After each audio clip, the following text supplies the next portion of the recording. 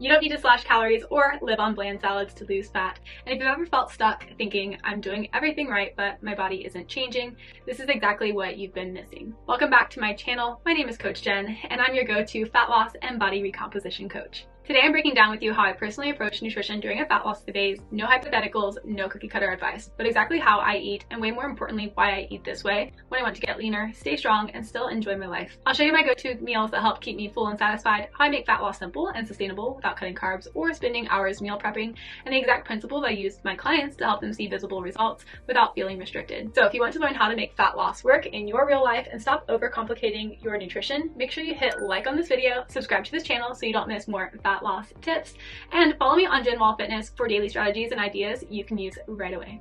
All right, let's dive in.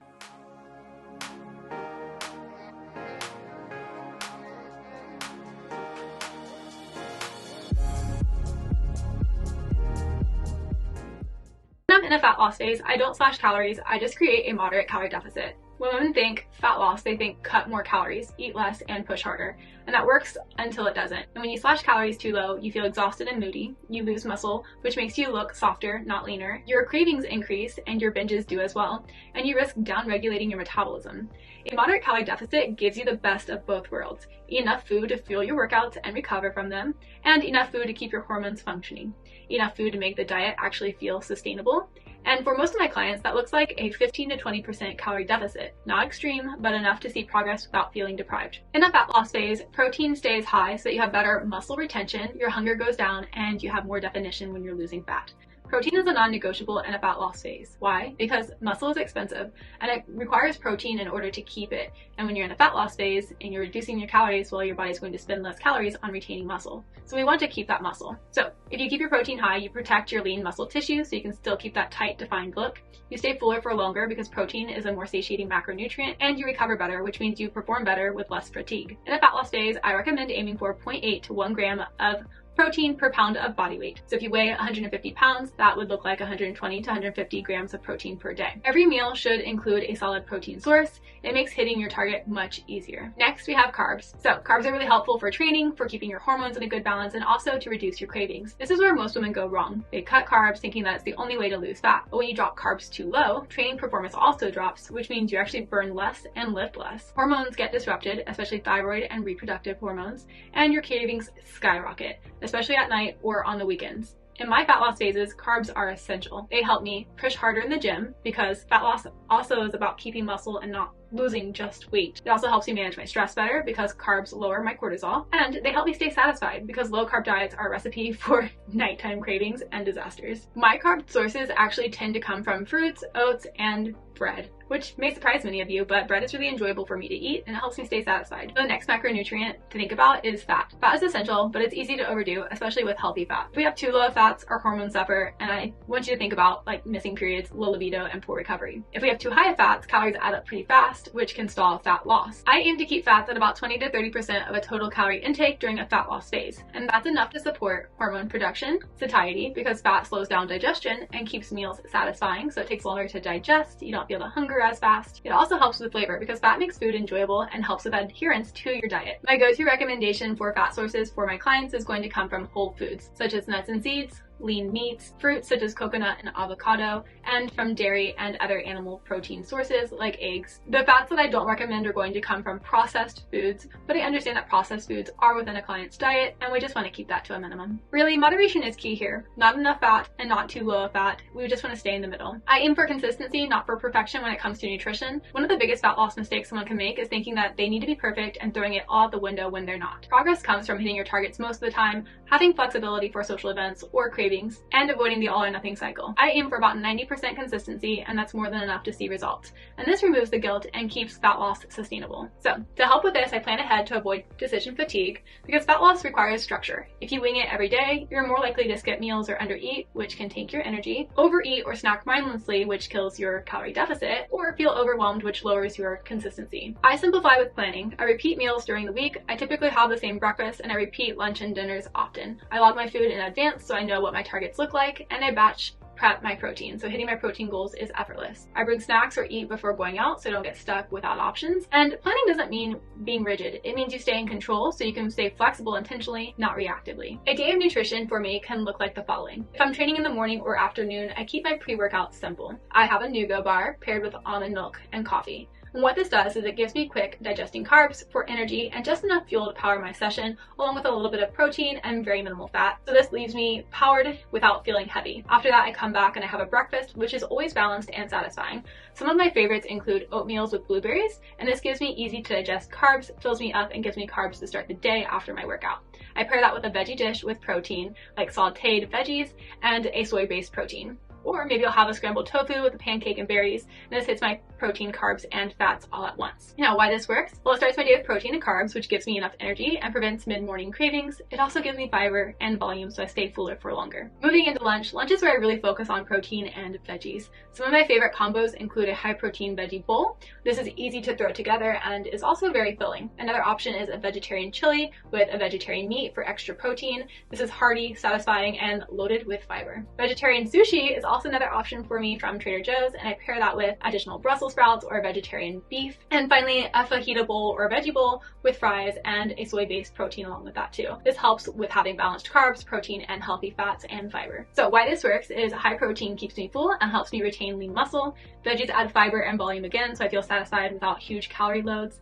And it includes carbs, which help me maintain energy throughout the afternoon and supports recovery. If I want a snack after lunch, this is where I have it. The afternoon snack is where many women fall off. And the reason for this is just not properly being fueled throughout the meals. But if you are craving an afternoon snack, what I focus on again is just having a little bit of carbs, proteins, and fat. So I often go back to that Nugo bar paired with an almond milk coffee. It's fast, it's delicious, it's a little pick-me-up, and it keeps me full until dinner. And again, why this works is we have protein and fiber together, helps fill me up and prevents mindless snacking. And also I get a little chocolate fix, which is really nice. It's sweet but healthy and satisfies cravings in a fat loss friendly way. Dinner can be very similar to lunch, or it allows me to expand on having more carbs that maybe I didn't have earlier in my day, which is totally fine with me because I love eating dinner. So dinner is usually a protein and veggie and a carb source. Sometimes I'll actually have pizza for dinner. Pizza can also be my lunch as well too. Again, kind of flip-flopping between these meals. Another option for dinner may be, again, a fajita bowl with rice or having that vegetarian chili again. Recently I've been having a pad thai salad, which has enough carbs from the noodles in it that keeps me full and satisfied and is full of flavor. Again, I'm not trying to be fancy. I'm just focused on hitting protein and fiber and just staying satisfied with all of my meals. Why this works is because I'm sticking with familiar meals, which makes it easy to stay on track and also easy for me to track in MyFitnessPal, which is really important for consistency and being accurate with data so we can make data-driven decisions. I'm also focusing on hitting protein and fiber goals in order to stay satisfied with each meal. And finally, we come down to treats. Fat loss doesn't mean no treats. I always save room for something I really enjoy, which makes this process more realistic and sustainable. Some of my favorite fat loss friendly treats include protein ice cream made with none other than the Ninja Creamy, oatmeal topped with ice cream and PB Fit, which is sweet, balanced, and satisfying, and also helps me have fiber in my day. Berries before bed, which is light, refreshing, and refills my carb stores in my liver for blood sugar support and better recovery. So why this works? Well, I'm not restricting, I'm actually making treats that fit into my overall plan, and this prevents me from saying screw it moments that cause me and other women to binge or blow up our calorie deficits on weeknights or weekends. You're probably wondering, hey Jen, why do you choose these meals in particular? Are they fat-burning meals? Do they have fat-burning foods in them? Like, why are you choosing these meals and these foods to eat throughout the day? The reason I choose these meals, and here's something really important to think about, is these meals aren't just macro-friendly. I also choose them because they're really easy for me. I don't have to spend my Sundays meal prepping, and I don't have to make any complicated recipes. Honestly, I really just don't have time for that. And so with these meals fit into my life because, well, they can be made in the air fryer, they can be sauteed in a pan in just a few minutes, or even tossed into the microwave. It really doesn't cost me a lot of my time or attention. I buy a lot of prepackaged foods with labels so I can quickly scan and log them into MyFitnessPal. They don't require 12 ingredients or fancy meal prep steps. They're just simple, satisfying combos of carbs, proteins, and veggies.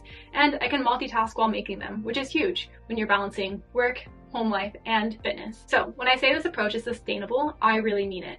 And it's fast, it's flexible, and it's realistic for women like us who have a lot on our plate. Well, literally and figuratively. And it helps me look good and feel amazing at the same time. So in summary, these meals work because they're easy and repeatable. I'm not cooking complicated recipes every day. They have balanced macros with carbs, proteins, and fats, and those are all included to support energy, recovery, and fat loss. And they're flexible. I can swap and adjust them based on hunger or social plans or cravings without falling off track. Fat loss doesn't have to mean tiny meals or bland food or a lot of meal prep. When you build meals like this, you stay full, energized, and consistent. And consistency is what actually gets you lean. Now that you've seen what my go-to meals look like, let's zoom out for a second and talk about what my actual fat loss nutrition targets are right now and why they work for me. I'm 5'7", 120 pounds.